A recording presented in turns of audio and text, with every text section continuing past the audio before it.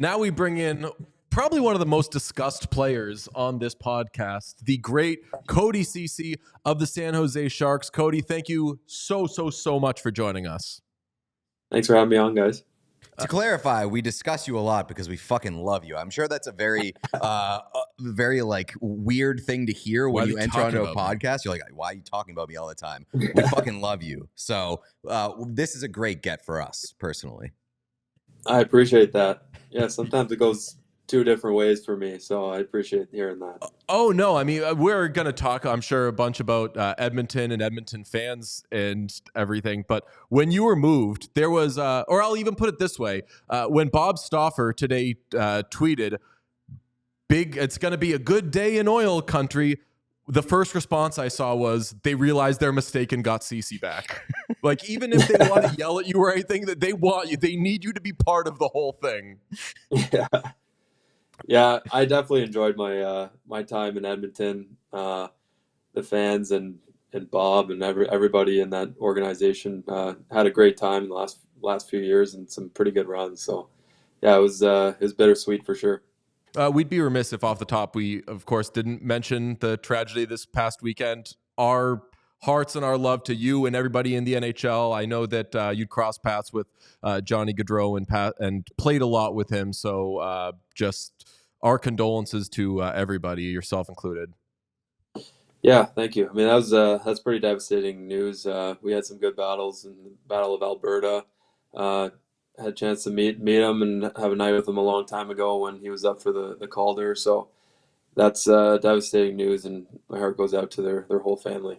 You and your guy, Mark Stone, as I was digging through his biography, they were, I believe, tied in rookie points when they first came into the league. And then, yeah, as you mentioned, Battle of Alberta. We started this podcast based on just watching the Battle of Alberta a few years ago, that amazing playoff series that was just absolute madness.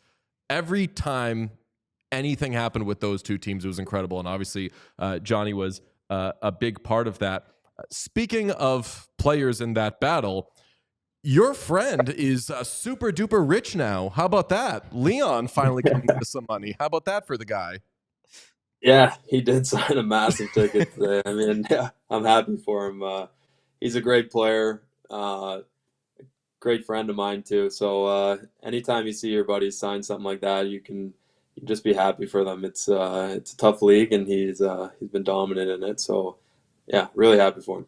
I gotta ask you, what did you think of his Instagram post to say goodbye to you? Because I got a hell of a laugh out of that one. Yeah. I've seen that second picture a million times. I mean, he loves that one. We sat together on the plane, and we would always go over some game footage on the iPads, and sometimes we would just relive happy or funny things that happened in the game, and that was one of them. So I saw that one a million times. So I wasn't surprised he posted that. You're a good player. Why are you prone to so many funny moments? When I say prone, it makes it sound like it's a bad thing. But we'll talk about the Game 7 stuff and everything. But like, you're this huge game player. Obviously, that was very big in the second round against Vancouver, and even Game 7 against the Panthers. No, well, yeah, Kings a couple years ago. But I mean, Springs Janmark for the breakaway goal in Game 7. Like, you have so many big moments, whether it's a huge goal or a big pass, or just a funny visual like that. When I don't know, like when your playing days are done, if you flip through the pages of your career, you're going to find some hilarious pictures. Yeah, for sure. I mean, I think that just comes with playing a long time. There's always funny stuff that happens. I mean, no one can avoid them if you're playing that many games. I mean, there's some funny ones that we have of Leon and Connor and Tyson Barrie used to sit at the back too. We used to go through some funny clips. So I think it just happens. It comes with the game, and there's bound to be something that happens, and if you're playing that long.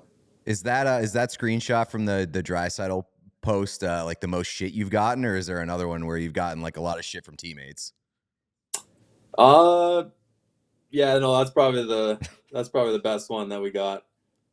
But yeah, he's a pretty funny clip.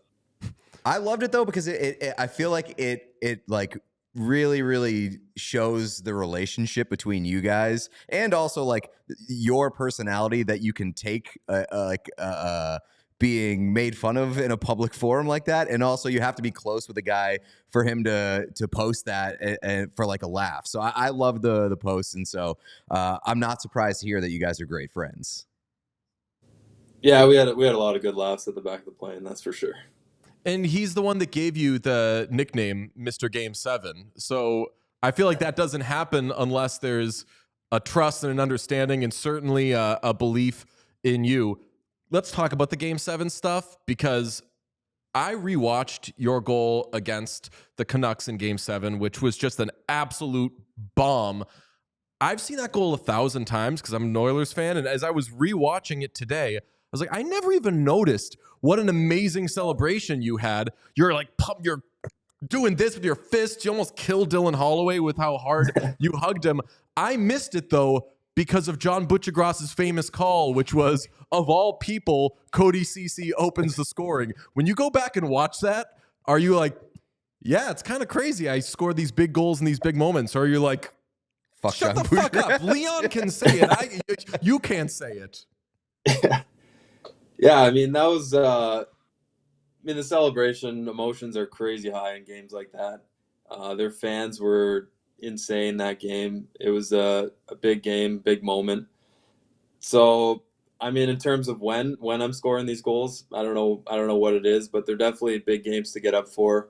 It helps once you've played in a couple of Game 7s to feel a little calmer. They are pretty nerve-wracking, especially on the big stage in a Canadian market like that game. So, yeah, I mean, emotions were high, so I was just I was pretty excited about that one. John Butchergross is a friend of this podcast. Do you have anything to say to him in response of saying, of all people, Cody Ceci? No, I mean, I do get that time to time. Every time I score, people seem to be shocked, but they forget that we're all pretty good NHL players. You're goddamn right. Yeah. We're probably getting a Cody Ceci jersey at some point. So like I guess I was gonna say re-sign with the Sharks, so it's not gonna get old or whatever. But even if it's a one and done, that's gonna be a sick jersey.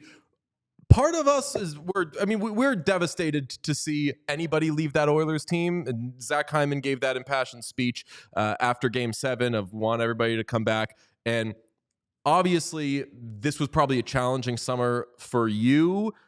Even before you were traded, what was it like not knowing, like, am I one of the guys that's coming back? Yeah, that's a tough part. When you go that far and come that close, the only thing on your mind is getting back and doing it again, giving another shot. So that was kind of all that was on my mind. And then you start seeing the rumors float around where they got to make it work with the cap and bringing certain guys back. You definitely just want to be a part of it if you can, because we were that close. So I really believed in that group. But then at the same time, another opportunity comes along. You have to move on and embrace it. So we came down early to San Jose just to try and get settled and start skating with the guys, get to know everyone here, and make sure we're comfortable and ready to go when the season starts. Hey, thanks for watching the channel. We appreciate everybody who checks out our stuff, but 80% of our viewers are not actually subscribed to this page, so if you could smash that subscribe button, it would go a very long way for us. The more subscriptions we have, the more visibility we get from YouTube, which allows us to do more. So press that button. Thank you. Do you hate the Blues like a little bit? Because it seemed like you survived the first wave of the trade rumors, and then the offer sheets come in, and then you get traded. So you got to hate them a little bit, right? Yeah, I think that kind of started the fire again. And then my name started popping up again, and you just never know in the summers. The summer was so short this year, so there wasn't a ton of time to make moves. And yeah, I mean, whatever happened. I was definitely happy to be in that organization for a few years, and we definitely had a lot of good runs. So that was a part of my career that I'll never forget. What's like the mindset shift in going from like the Oilers to a team like the Sharks, who are in a really sort of a rebuilding place, and they're a really young team? So like, how do you kind of wrap your head around that and that transition? Yeah, definitely a different mindset, I think, going into this season. Be looked at more as a veteran guy for young guys to lean on and ask questions. if I can, just be any help to the young guys if they have any questions about guys I've played with in the past. I've played with some pretty big names in hockey now with Matthews and Sid and Connor, Leon. So if they have any questions about those guys and what they're doing, if I can help them out, I mean, I'll connect them or just tell them what they're doing. The Islanders have a no facial hair policy. Are you going to shave just so you kind of like fit in with the kids? Yeah, I think so. I mean, just this last 2 weeks have been a whirlwind for me, getting down here, packing up Ottawa, sending my wife to Edmonton to pack up that house. It's just been crazy living in a hotel. So I could definitely clean it up before the start of the season. Look young again. You don't need to. You don't need we to. We love your facial hair. It's just you're probably going to be around. Like Pete and I can't grow great facial hair either, and we're 100 years old. Yeah, you but can. I'm assuming though, playing with children, you're going to be the only person on the team with like a lot of facial hair, and especially good facial hair. You'll run into it's some like going bad. to prison. You show up and you want to be the guy that can have facial hair and really establish your dominance right off the bat. So keep it. 100%. Yeah, I withdraw my question. Yeah, keep the facial hair. Yeah. You go in there and. You mentioned all the great guys that you've played with over your career. Is there? I mean, I know every guy has his own style as to how he approaches, and sort of like McDavid's got the intensity and is always locked in, and some guys are a little bit more lighthearted and kind of play with ease. Like, has anything shocked you from like the way that certain greats approach the game, ones that you've played with? I think the biggest thing that sticks out to me with those guys is how they keep an eye on the other greats in the game. They push each other. They're always watching what the other one's doing and how much success they're having and how they're finding success. So I think that's the biggest thing, is how they all just kind of keep an eye on each other, support each other, but they all want to be the best in the league. You've played with, I mean, we just went down like the list of Malkin, Crosby, Draisaitl, McDavid, Matthews. If Celebrini or Smith are like really, really, really good, is that even going to impress you, or is your tolerance for great players just all fucked now because of those guys? Definitely skewed a little bit. I mean, the stuff Connor's been doing the last couple of years is pretty incredible. So that was fun to be a part of and to watch. And yeah, I mean, you don't want to put too much pressure on those guys coming up. They're still very young players. It took these other guys a little while to figure it out at this level. Guys are just bigger, stronger, faster. So it does take a little bit of time, but I think they'll fit in nicely just based on what they've done so far. What number are you going to wear? If you could break a little news for us, because 5 is taken. We've gone through all of the available numbers. We have one that we'd like for you, but what are you thinking? What's the one you like for me? I'll tell you if you're right or wrong. Sean, if you could put up the available numbers. We really like number 97, man. Like, 97 would work. 97. It was taken on your last team, but it's available here. Yeah. I actually joked with my buddies with that exact same thing. They're like, go 99. I'm like, no, I'm going to go 97. You can't wear 99. It is retired league wide, but it would be electric if you went to San Jose, was like, all right, cool. Fuck you, Connor. It's mine now.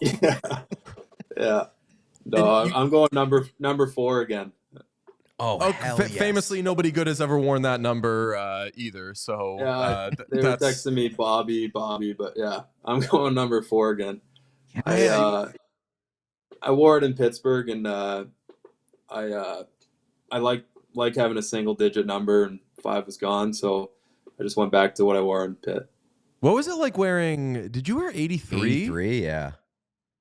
Yeah, I wore 83 all of junior hockey, and then I wore that in Toronto for a year, but I just didn't really love the look of the double digit anymore, so went back to single digits. Why'd you pick that one, or did you not pick it in junior? I always wore 8 growing up. That was my minor hockey number, and then I was 93 birth year. When I got to the 67s in junior, 8 was taken, so they kind of combined them, made 83 for me. And I just wrote it out all of junior, and then tried it again in Toronto. there's so many numbers retired there that there wasn't a ton of options. So, but 83 was there. I wore it 1 year and then went back to single digit. I mean, you said you were joking about 97. Behind every joke is a little bit of truth. I know you've chosen your number, but I'm not ruling out seeing you hit the ice with 97. Some people call it joking, some call it workshopping. Yeah, I think that Adam Oates, maybe when he left the Bruins, when he went to Washington, I want to say, he took 77 because he was like, shout out Ray. That's my guy. I love the idea of when you leave a team, Sean is confirming, weird memory for me to have, but I love the idea of when you leave a team, just pay tribute to one of the other guys on your old team. And in this case being like, McDavid, you and me? Yeah, same, brother. You mentioned the Ottawa 67s. We getting a little reunion in San Jose, huh? You and Toffoli? Yeah, I saw Toff at the rink yesterday here, so it was nice to catch up with him and see him again. This is gonna be a fun time. The other side of we were devastated to see you leave the Oilers because we know how important you were in that room and on that team and how much all the guys loved you there. But the other side of it is, if Cody Ceci had to get traded, our pick probably would have been the Sharks because they're such an exciting young team. And even last year had some great battles against the Oilers. There was obviously a game that had some real ramifications early on in the season between these two teams. But they're a fun team. They got a lot of young players. They signed Toffoli. Their young core is incredible. They've now added Askarov. That is going to be a really fun team, man. Yeah, I think so. I think just people's expectations are kind of all over the place with our team, and that's kind of exciting. I mean, you just want to go out there and put a good team on the ice and be competitive every single night. So I think that's our goal, is to go into this season and just have a better year than they had last year, be a little more competitive and have a bit more experience, and I think they added that. We've never got the opportunity to ask a player from last year's Oilers team about the infamous Bob Stauffer skate, because Bob Stauffer, I believe it was in Seattle after the Sharks loss, laced him up, and he theorized with us earlier that he rallied you guys for the bounce back in the second half. Can you confirm or deny that the Stauffer skate really turned things around for the Oil boys? That might be part of it. I mean, we did have a coaching change and kind of a shake up to wake everybody up. But yeah, that was, he was lightening the mood. We saw him skating around before one of our practices. He rented some skates and went out for a free skate. I think he had like a Red Bull or a Monster in his hand. He was just skating around. So it was pretty funny to see, but yeah, we were going through a dark time at that point. Those strides, though, like he was like dancing while skating. It was incredible. He it was is majestic. Such an elegant skater. Those were incredible. And you're right, he did have a Red Bull. And whenever we talk to him about it, because we talk to him like every day, as much as we're going to have him on tomorrow as well, whenever stuff like that comes up, he's like, you know what? You got to be willing to make fun of yourself every now and then. And we're like, Bob, who's making fun of you? That's the coolest shit in the world. Like, nobody was like, oh, Bob's being ridiculous. They were like, Bob's a fucking gangster. Is that the mindset that you all have? Because you could see even, I think, is it Leon that's looking at him? Yeah. It was just like fucking beaming. And I'm sure that because you're all around each other so much and you all travel together, I'm sure that sometimes you don't want to always see each other every day. But there's just a respect that you could see as the Edmonton Oilers look at beloved broadcaster Bob Stauffer. We've got that right, correct? Yeah, I mean, he's got a great sense of humor, and he's always around us, rides the buses and planes with us. So we see him when he's off the air, and he's a pretty funny guy. So he was just doing it for a laugh, and I think we did need it at that point in time. And he's one of those people who could have done anything. We say that a lot about people, and that's just to be nice. We're all individually only good at maybe one or two things. Pete and I have yet to find either of those two things.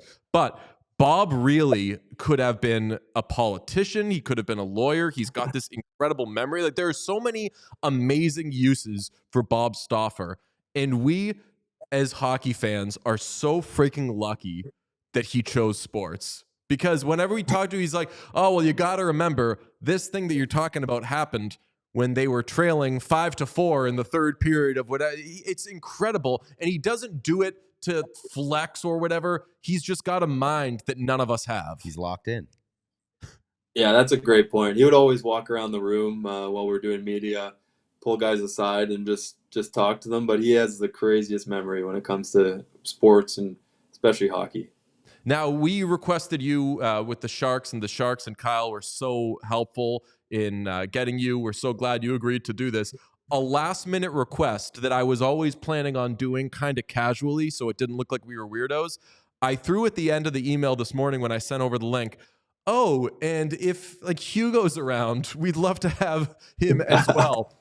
We are obsessed with Hugo Ceci, and we are devastated that he is not on the screen right now.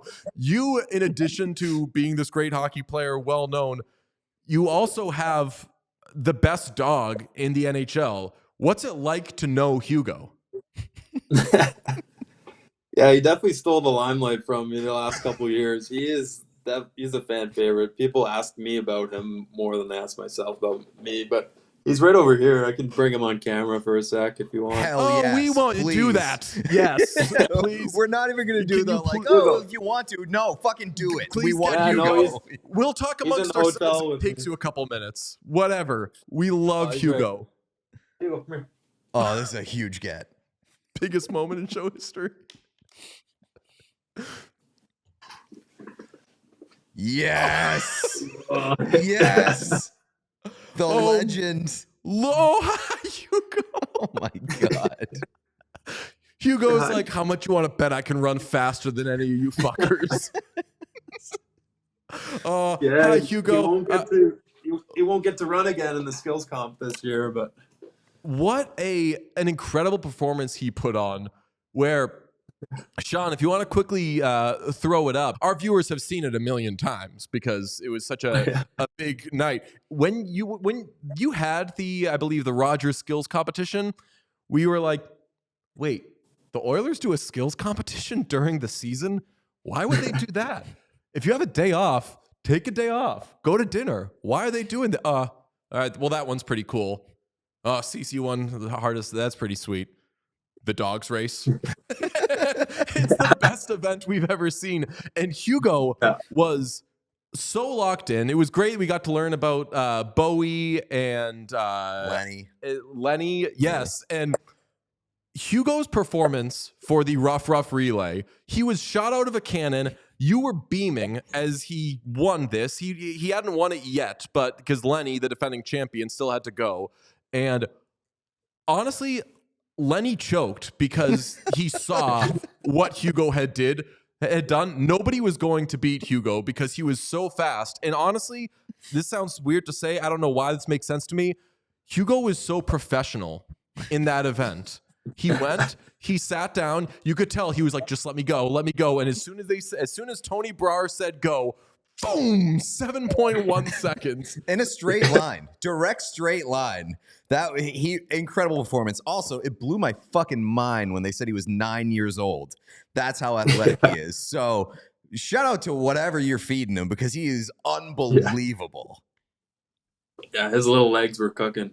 We're actually joking after he beat Lenny that Connor was going to show up with a Greyhound next year. He's so competitive, but he doesn't have to worry about Hugo anymore, so maybe Lenny gets to run again. So are you saying that maybe behind the scenes, Connor was pulling some strings to get you out of town, to get his dog back on top? Maybe it came down to Hugo. Yeah, I don't know.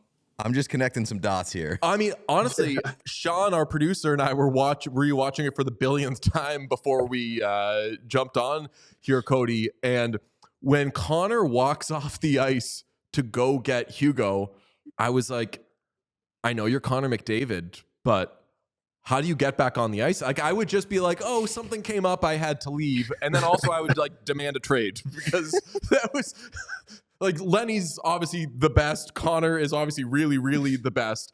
But man, Hugo showed who was boss at that event. And you, as I mentioned, won hardest shot.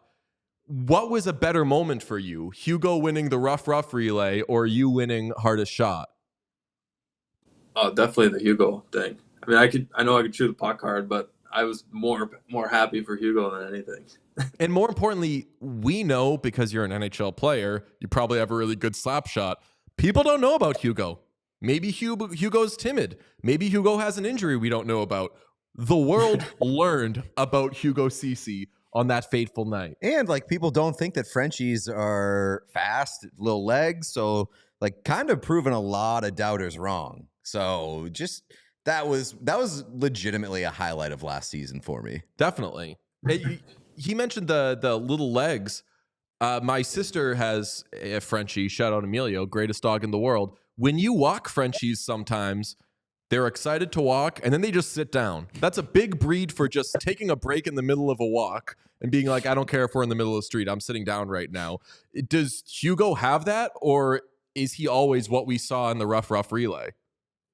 No, Hugo's pretty good. He's got pretty good endurance. But we have another Frenchie, Zeus. He has a little bit tougher time breathing. So we actually took him to the beach the other day and he was having a tough time. It was just too hot for him.